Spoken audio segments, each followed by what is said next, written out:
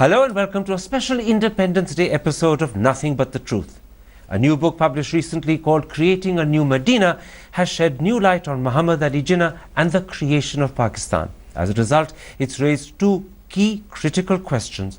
What sort of politician was Mohammad Ali Jinnah, and what lay behind the creation of Pakistan?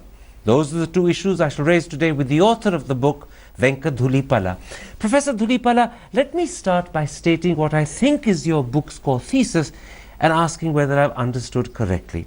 You challenge, and for some, in fact, you successfully overturn the received wisdom on the creation of Pakistan, first mooted by Aisha Jalal in 1985, but most recently repeated by Nisat Hajari, that for Mohammad Ali Jinnah, the concept of Pakistan was actually a bargaining chip to ensure better political terms for a Muslim minority alongside a Hindu majority in a post-colonial undivided India, and that he wasn't really seeking a separate sovereign Pakistan.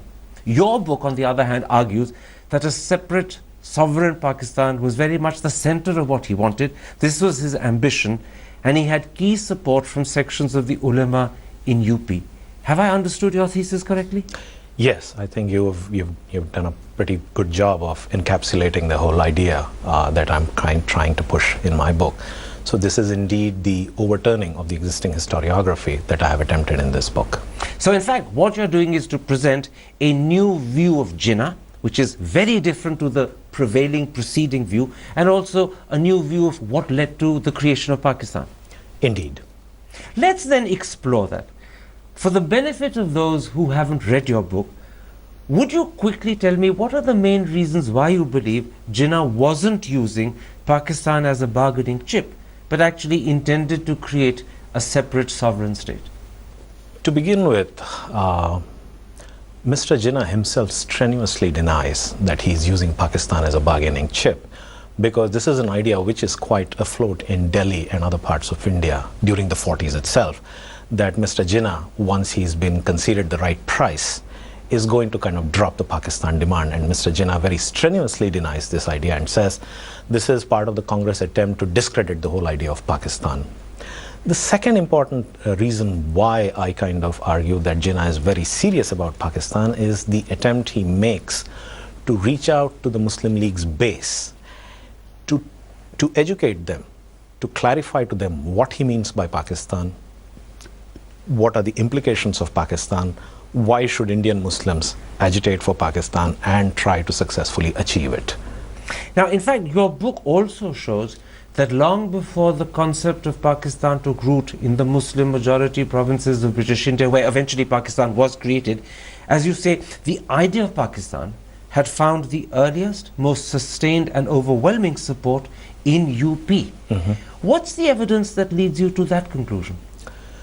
The UP is a province which none less than Maulana Azad in his memoir has pointed out is the place from which the path to Pakistan is paved. You know, it's politics going wrong in UP, which ultimately leads to the partition. Now, in 1937, you have elections to provincial assemblies, which of course the Congress sweeps in all the Hindu majority provinces. And in UP, there is some kind of an alliance between the Congress and the Muslim League, but when it comes to forming government, you have the Congress repudiating the League, forming their own government, and having a couple of Muslim ministers who are seen as completely unrepresentative of true Muslim opinion.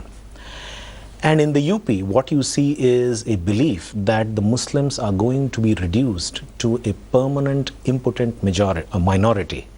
And if you were to have a post-British India, in which undivided India, the Muslims as a whole would be reduced to a similar situation. So that belief that Muslims could be reduced to a minority in a post-colonial united India actually led to UP Muslims wanting a separate homeland for themselves. That's why this idea of Pakistan took its first root in UP rather than in the Muslim majority provinces where the same threat didn't exist.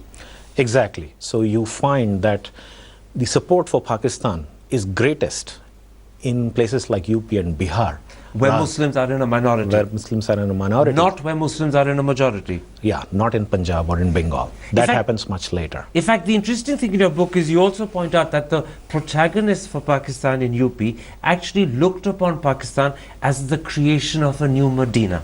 It's a very evocative phrase. In fact, it's the title of your book. But for those who aren't aware of what the symbolism and metaphor Medina stands for, would you explain what does the new Medina mean in this context? Now, Medina is a very evocative metaphor for Muslims because this is the place where it is believed the Prophet created the first Islamic community and state 1300 years earlier. Indeed, it is pointed out that the Prophet, who is a native of Mecca, doesn't create an Islamic state in Mecca because there is significant opposition to his teaching, to his message. So he does the hijrat to Medina, creates a Medina where Muslims have sovereign authority. And Medina becomes the starting point for Islam's triumphal rise as a global power. So when protagonists of the idea of Pakistan in UP actually thought of Pakistan as the new Medina, what they were doing was to posit Pakistan as an Islamic utopia, not simply as a state for Indian Muslims, which otherwise would have been secular, modern and democratic. They actually wanted a utopia in Islamic terms. Indeed, you know what the demand for Pakistan becomes, or at least is seen in the UP, it is seen as a demand for the creation of an Islamic state, not simply a Muslim majority state, not a Kemalist state, but indeed an Islamic state. Now, in fact, one reason why historians like Aisha Jalal and others have actually argued that Jinnah really saw Pakistan as a bargaining chip and not as a real call for a sovereign separate state is because that state, if it had been created, would have had a very damaging impact on minority Muslims left behind in Hindu majority India. But your book points out that in fact Jinnah had addressed this concern as early as 1941, some 6 years before partition, when he said, and I'm quoting him, "We in the Muslim minority provinces say boldly that we are prepared to undergo every suffering and sacrifice for the emancipation and liberation of our brethren in regions of Muslim majority." Jinnah, in other words, had answered very adequately the main problem why Aisha Jalal believes, in fact, he didn't want a sovereign state, he only wanted to use it as a bargaining chip. Indeed, in fact, there is another more provocative statement by Mr. Jinnah in which he says, "I'm willing to allow the 3 crore Muslims of the minority provinces to be smashed for the purpose of liberation of their more majority province brethren." And so this is an idea which then gets tom-tommed about in the UP, and of course the critics of Pakistan kind of come back at it in a major way. In fact, the interesting thing here is that you're using Jinnah, things that Jinnah said, speeches that he made, to disprove Aisha Jalal's thesis or interpretation of Jinnah, isn't it? Indeed. Now, the other thing in your book, and this time it may not be new, but you do it in considerable more detail than people have so far realized, and you've, as a result, drawn people's attention to something up till now they'd forgotten, is that you very convincingly show that Ambedkar not only believed that Pakistan was necessary, but was in a sense someone who was a proponent of the idea and endorsing it. You write of Ambedkar that he believed carving out Pakistan would be a good riddance for India, otherwise a united India would be reduced into a sick man of Asia. Ambedkar is a very important figure who's not often taken into account when thinking about Pakistan. And he's the first one to kind of inaugurate a public debate on Pakistan. And Ambedkar's thinking needs to be kind of taken into, it's slightly more complex. He says that indeed if the Muslims are adamant about Pakistan, we need to grant them Pakistan. Otherwise, if this conflict continues in India, continues to fester, India would be reduced to a sick man of Asia, just like Turkey was a sick man of Europe.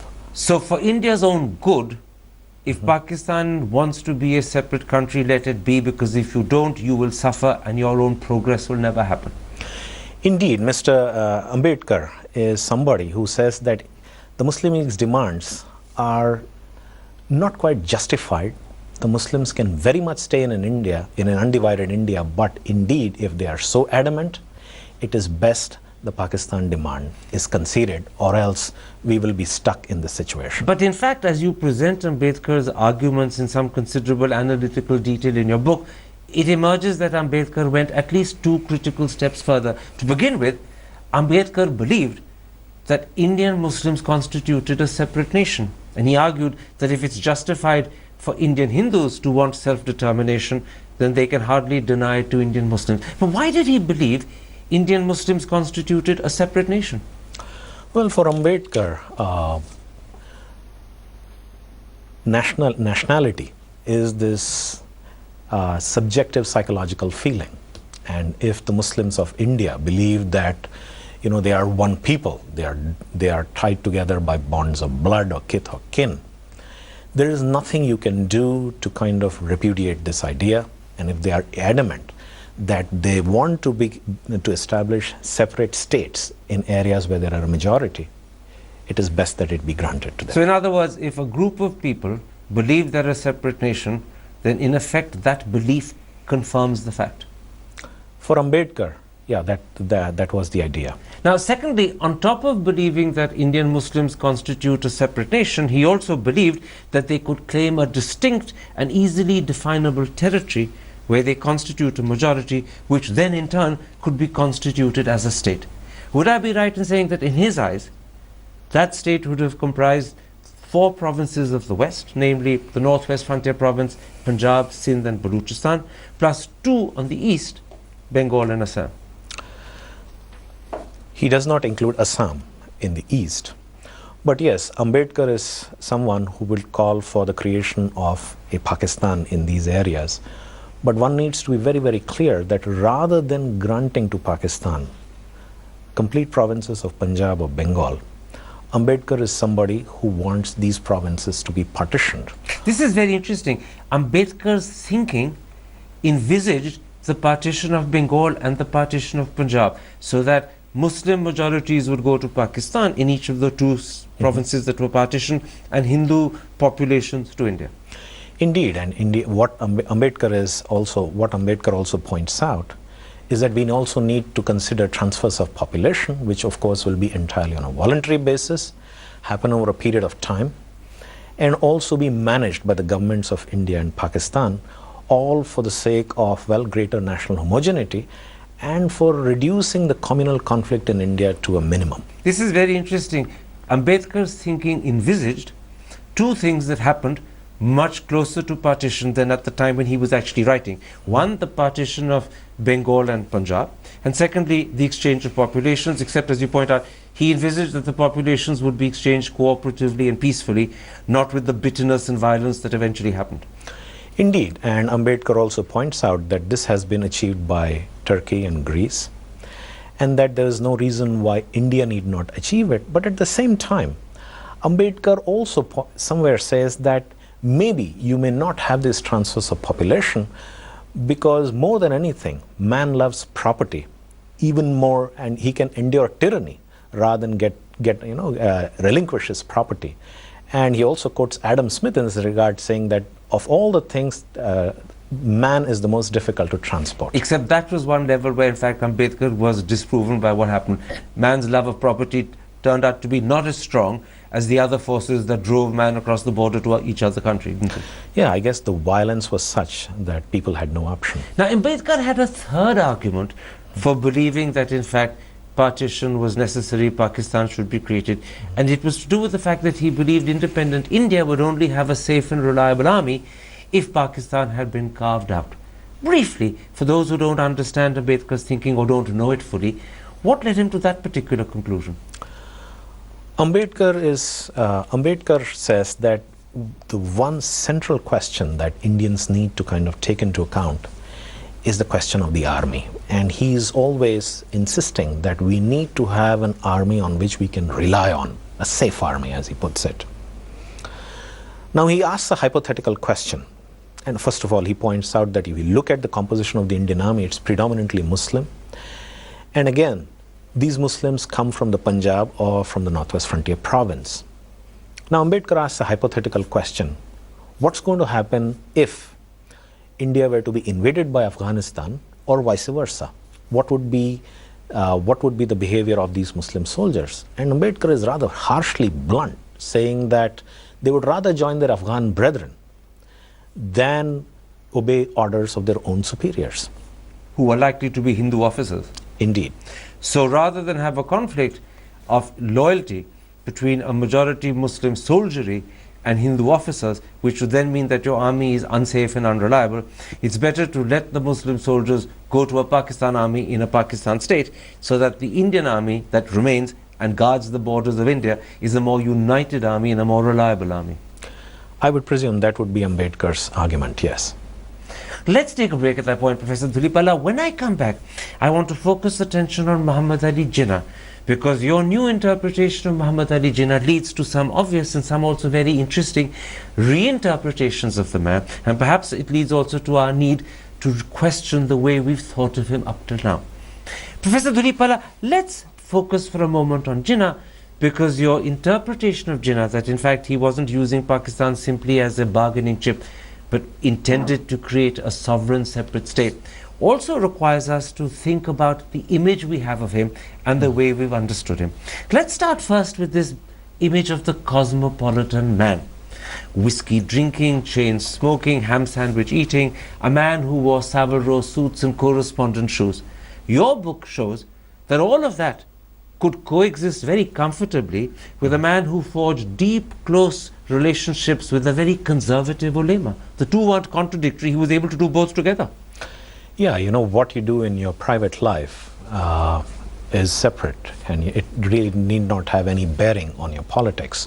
So you could pretty much be Scotch whiskey drinking, ham sandwich eating, but your actions, your words in politics are what matter. And Mr. Jinnah had absolutely no problems in allying with the ulama who presented Pakistan as this Islamic utopia. And Mr. Jinnah himself, at many places, has no qualms in talking about Pakistan as an Islamic state, as Sharia as a source of Islamic law, so on and so forth. In fact, in one of the emails you and I exchanged before we did this interview, you even say Jinnah was in cahoots with the ulama. Mm-hmm.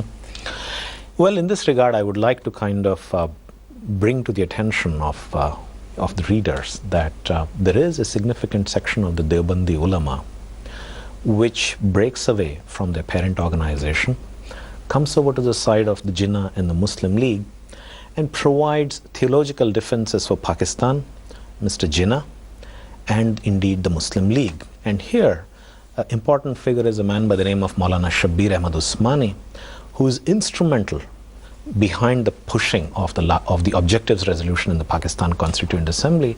He's also the man who presides over Mr. Jinnah's state burial after the ceremonies in private have been done under Sunni fashion. So the links between Jinnah and this section of the ulama are a lot closer and deeper than we realized. Indeed. There is a small vignette which is narrated by a functionary of the Jamaat-e-Islami, which is Mr. Maududi's party, in which sometime in 1941 or so, he goes up to Mr. Jinnah and asks him, what is this Pakistan? You know, can you define Pakistan? What is this Pakistan we are agitating for? And Mr. Jinnah gives him this very interesting answer. He says, right now we are agitating for a plot of land. Once we have acquired it, you can build your mosque upon it. So in a way, giving a very nice hint, or a very pointed hint, to what he's driving at. In fact, you also point out in your book that Jinnah's 11th August 1947 speech, which for many is an iconic speech, where he said that religion is a private matter, it will have no place in the politics of Pakistan. That speech, just 6 months later, was actually countered by another that he gave to the Bar Association of Sindh and Karachi, where he effectively seems to have accepted Sharia as the basis of Pakistan's future constitution. The one thing to remember is that we don't even have recordings of Mr. Jinnah's 11th August speech. All we have are transcripts, and it is feared that these speeches may have been erased by those who were absolutely astounded that what was the man talking about after, you know, this entire campaign for the creation of Pakistan, and it was said this is going to be indeed an Islamic state.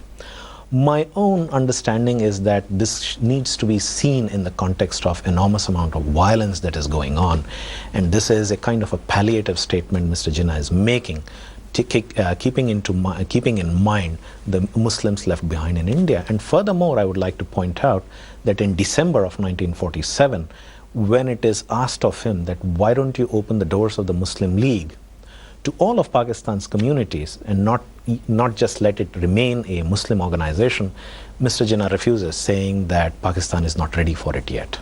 So in fact, the conclusion you come to about Jinnah the man and the sort of politician or sort of individual he was, is that he wasn't a second or a subcontinental Kemal Ataturk. Kemal Ataturk wore Western clothes.